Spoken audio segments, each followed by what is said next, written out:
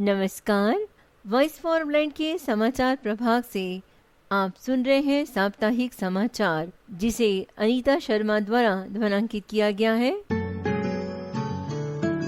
राष्ट्रपति श्री रामनाथ कोविंद ने पहली बार वीडियो कॉन्फ्रेंसिंग से कई देशों के राजदूतों के परिचय पत्र स्वीकार किए।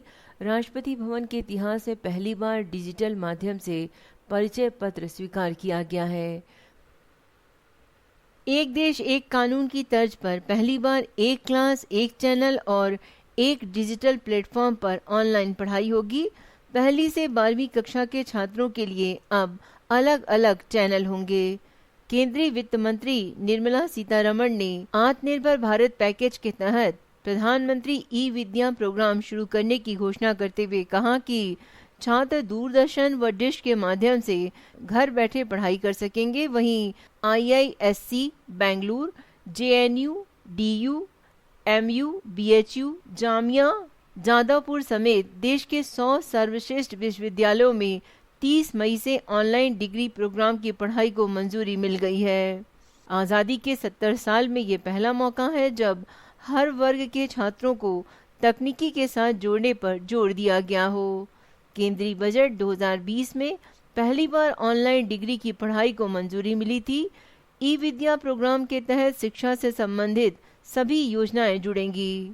इसमें 25 करोड़ छात्रों के लिए बहुआयामी विकल्प होगा। NOIS और NCERT विशेष बच्चों यानी दिव्यांग व मूक बधिर के लिए विशेष सांकेतिक भाषा में स्पेशल लेक्चर सीरीज तैयार करेगा। ये YouTube पर उपलब्ध होगी।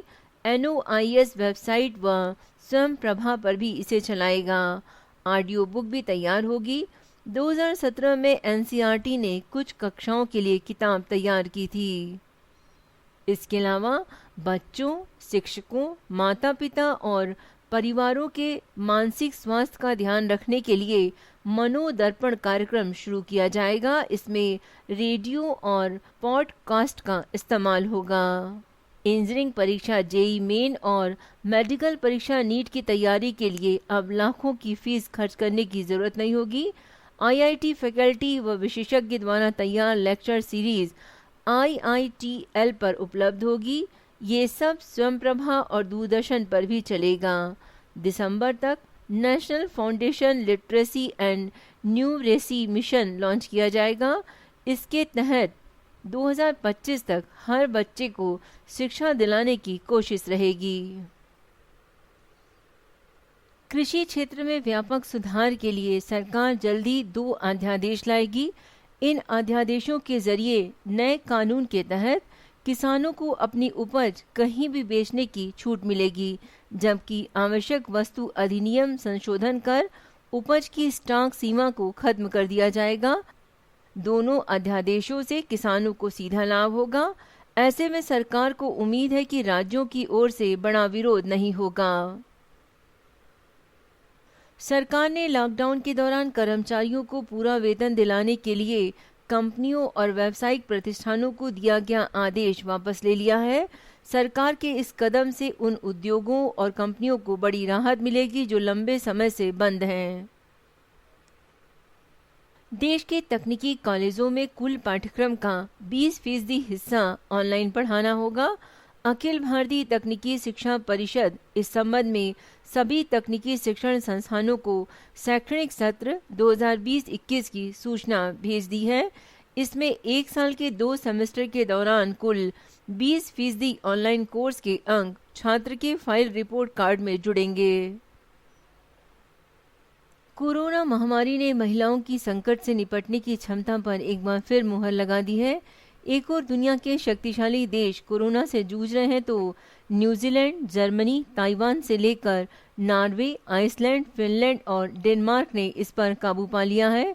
संयोगवश इन देशों में एक बात समान है कि इनका नेतृत्व महिलाओं के हाथों में है। इन नेत्रियों ने लॉकडाउन के बढ़िया पालन और स्वास्थ्य तंत्र के बेहतर इस्तेमाल से सत्ताधीश पुरुषों को भी पीछे छोड़ दिया है। 18 मई 2020 को इजराइल में एक साल में हुए 3 चुनाव के बाद बेंजामिन नेतन्याहू ने रविवार को गठबंधन सरकार में प्रधानमंत्री पद की शपथ ली। इसके साथ ही देश में जारी सियासी संकट खत्म हो गया। सरकार ने देश में पहली बार हिंदी माध्यम से एमए ऑनलाइन डिग्री कोर्स की पढ़ाई की शुरुआत कर दी है। खगोलविदों ने पृथ्वी से करीब 100 करोड़ प्रकाश वर्ष दूर एक नवजात आकाशगंगा की खोज की है। अंतरिक्ष में लगभग 1 लाख प्रकाश वर्ष तक फैली हुई ये करीब 80 अरब सूर्यों जितनी विशाल है। ये नई आकाशगंगा गैस, धूल और धुंधले तारों का विशाल गुबार लेकर घूमता पहिया है, जिसे डिस्क गैलेक्सी भी कहा जाता है। निर्देशक राजकुमार संतोषी की फिल्म बैड बॉय से हिंदी फिल्मों में 2 नए कलाकार अपना करियर शुरू करने जा रहे हैं। इनमें से एक है डिस्को डांसर मिथुन चक्रवर्ती के छोटे बेटे नमाशी और दूसरे निर्माता साजिद कुरैशी की बेटी अमरीन। केंद्रीय स्वास्थ्य मंत्री डॉक्टर हर्षवर्धन को विश्व स्वास्थ्य संगठन के अगले कार्यकारी बोर्ड के अध्यक्ष के रूप में नियुक्त किया गया है। WHO के अनुसार भारत में कोरोना से लड़ाई में महत्वपूर्ण भूमिका निभा रहे हर्षवर्धन अपना कार्यभार 22 मई को संभाल लिए। वे जापान के डॉक्टर हिरोकी नकाटकी के स्थान पर बोर्ड के अध्यक्ष नियुक्त किए गए हैं। गौरतलब है कि WHO के कार्यकारी बोर्ड में वर्तमान में 34 सदस्य हैं। भारत के नामित को नियुक्त करने के प्रस्ताव को 19 मई 2020 को 194 देशों के विश्व स्वास्थ्य संगठन की बैठक में पारित किया गया था। विश्व स्वास्थ्य संगठन के एग्जीक्यूटिव बोर्ड के चेयरमैन का पद कई देशों के अलग अलग ग्रुप में 1-1 साल के हिसाब से दिया जाता है। अलीबाबा के संस्थापक और चीनी अरबपति जैक मा ने जापान के सॉफ्टबैंक ग्रुप कॉरपोरेशन के बोर्ड से इस्तीफा दे दिया है। जैक मा जापानी कंपनी सॉफ्टबैंक ग्रुप कॉरपोरेशन में लंबे समय से बतौर बोर्ड सदस्य सेवाएं दे रहे थे। माना जा रहा है कि जैक मा ने जापानी टेक्नोलॉजी कंपनी के ऑफिस साझेदारी उद्यम वर्ग जैसे जोखिमपूर्ण निवेश को लेकर संघर्षपूर्ण स्थितियों के कारण इस्तीफा दिया है। मार्च में जारी ब्लूमबर्ग बिलियंस इंडेक्स के अनुसार जैक मा एशिया के सबसे धनी व्यक्ति थे। इससे पहले रिलायंस इंडस्ट्री के प्रमुख मुकेश अंबानी एशिया के सबसे अमीर व्यक्ति माने जाते थे। जैक मा को चीन के कई घरों में पूजा तक जाता है। घरों में उनकी फोटो लगी हुई है जहां उन्हें ईश्वर की तरह पूजा जाता है। गृह मंत्रालय ने प्रवासियों पर नजर रखने के लिए मौजूदा NDMA-GIS प्रणाली के आधार पर राष्ट्रीय प्रवासी सूचना प्रणाली शुरू की है। एक प्रमुख गतिविधि के तौर पर श्रमिक ट्रेनों और बसों के माध्यम से यात्रा करने वाले देश भर में फंसे प्रवासियों की आवाजाही को कारगर बनाने के लिए गृह मंत्रालय ने शनिवार को राष्ट्रीय प्रवासी सूचना प्रणाली की शुरुआत की। ये राष्ट्रीय आपदा प्रबंधन प्राधिकरण के जियोग्राफिक इंफॉर्मेशन सिस्टम पोर्टल पर आधारित है। भारत दुनिया में पर्सनल प्रोटेक्टिव इक्विपमेंट यानी PPE का दूसरा सबसे बड़ा उत्पादक बन गया है। भारत ने सिर्फ 2 महीने में ये उपलब्धि हासिल की है। कोरोना से संक्रमित लोगों का इलाज करने वाले डॉक्टर और नर्स PPE का इस्तेमाल करते हैं। दूसरे कई पेशेवर भी खुद को संक्रमित होने से बचाने के लिए PPE का इस्तेमाल करते हैं। गौरतलब है कि प्रधानमंत्री श्री मोदी ने राष्ट्र के अपने पिछले संबोधन में कहा था कि भारत मुसीबत को भी अवसर में बदलने की क्षमता रखता है। IIT गुवाहाटी के अनुसंधानकर्ताओं ने अल्जाइमर की वजह से थोड़े समय के लिए जाने वाली याददाश्त को रोकने या कम करने हेतु नए तरीके विकसित करने का दावा किया है। IIT गुवाहाटी के अनुसंधानकर्ताओं ने दावा किया है कि उनके अनुसंधान में एक अलग तरीका मिला है जो अल्जाइमर की बीमारी टाल सकता है। किस्सा कुछियों में आज पुरुषोत्तम दास टंडन, जो कि भारतीय स्वाधीनता आंदोलन के अग्रणी पंक्ति के नेता थे, वे एक समर्पित राजनयिक, हिंदी के अनन्य सेवक, तेजस्वी वक्ता और समाज सुधारक भी थे। उन्हें भारत के राजनीतिक व सामाजिक जीवन में नई चेतना, नई क्रांति पैदा करने वाला कर्मयोगी कहा जाता है। वे बेहद सादगी पसंद और अपने सिद्धांतों पर अटल रहने वाले राजनेता और प्रशासक रहे। एक बार उन्होंने एक अंग्रेज गवर्नर के लिए भी पानी देने से इनकार कर दिया था। बात उन दिनों की है जब हमारे देश पर अंग्रेजों का शासन था। उस समय संयुक्त प्रांत, जो अब उत्तर प्रदेश है, इसके गवर्नर सर हारकोर्ट बटलर थे।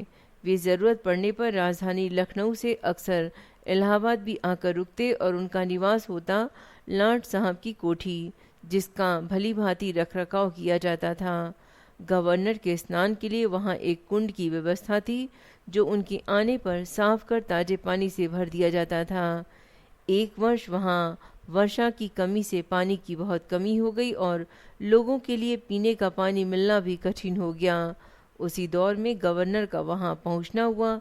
जब गवर्नर ने कोठी के कुंड को सूखा देखा तो उनके गुस्से का ठिकाना नहीं रहा। उनके अंगरक्षक दौड़े दौड़े इलाहाबाद नगर पालिका के अध्यक्ष राजश्री पुरुषोत्तम दास टंडन के घर पहुँचे और इस बाबत बात की। राजश्री टंडन ने उनकी बात गंभीरता से सुनी और ये जानते हुए भी कि जिस व्यक्ति के संबंध में निर्णय दिया जा रहा है उसकी नाराज़गी कुछ कर सकती है, उन्होंने शांत भाव से बिना डरे उत्तर दिया, जल संकट के इस दौर में नगर वासियों के पीने के लिए भी पर्याप्त जल की व्यवस्था नहीं हो पा रही है, तब गवर्नर साहब के नहाने के लिए पानी की व्यवस्था कहाँ से करूं? व्यवस्था होगी तो सभी के लिए समान रूप से होगी। मेरे लिए सभी नागरिक समान हैं। उनकी ये दृढ़ता देख अंगरक्षक भी हैरान हुए, बगैर नहीं रह सके और चुपचाप वहां से लौट गए। आज के सामान्य ज्ञान में चक्रवात से संबंधित कुछ जानकारी। चक्रवाती तूफान अम्फान एक प्रचंड चक्रवाती तूफान में तब्दील हो गया और 20 मई 2020 को पश्चिम बंगाल के दीघा द्वीप तथा बांग्लादेश के हथिया द्वीप समूह के बीच दस्तक दे चुका है। चक्रवात कम दबाव के केंद्र होते हैं, यानी कम वायुमंडलीय दबाव के चारों ओर गर्म हवा की तेज आंधी को चक्रवात कहते हैं। चक्रवात आकार में वृत्ताकार, अंडाकार से लेकर वी आकार का होता है। चक्रवातों का जलवायु और मौसम पर अत्यधिक प्रभाव होता है। शीतोष्ण चक्रवातों को अतिरिक्त उष्णकटिबंधीय चक्रवात, वेव चक्रवात, गड्ढों, लो या गर्त कहा जाता है। ये गोलाकार, अंडाकार या वी आकार के हो सकते हैं। कर्क और मकर रेखा के बीच स्थित क्षेत्रों में चक्रवात विकसित होते हैं। वे आमतौर पर गर्म समुद्र की सतह पर इंटर ट्रॉपिकल कन्वर्जेंस जोन के आसपास के क्षेत्र में गर्मियों के मौसम में विकसित होते हैं। चक्रवात दो प्रकार के होते हैं, अर्थात शीतोष्ण चक्रवात और उष्णकटिबंधीय चक्रवात। चक्रवात दुनिया के विभिन्न क्षेत्रों में विभिन्न नामों से जाना जाता है। टाइफून शब्द पश्चिमी प्रशांत और चीन सागर में लागू या इस्तेमाल होता है। इसी के साथ समाचार यहीं पर समाप्त होता है। ये प्रयास आपको कैसा लगता है, अपना फीडबैक अवश्य दें। चैनल को सब्सक्राइब करें। आज के विचार के साथ वाणी को यहीं विराम देते हैं। जब भी आपके मन में निराशा के बादल घुमड़ने लगे तो अपने मन में आशा तथा उत्साह पैदा करने वाले विचार लाएं। खेत में फसल के साथ खरपतवार भी उगाती है पर उसे फेंक दिया जाता है, ऐसा ही बर्ताव आप निराशा के साथ करें। वर्तमान में स्थिति भले ही निराशाप्रद हो, किंतु ये विश्वास रखें कि कोविड-19 हारेगा, हम जीतेंगे। घर में रहें, सुरक्षित रहें, सरकार द्वारा निर्देशित नियमों का पालन करें। जय हिंद, वंदे मातरम।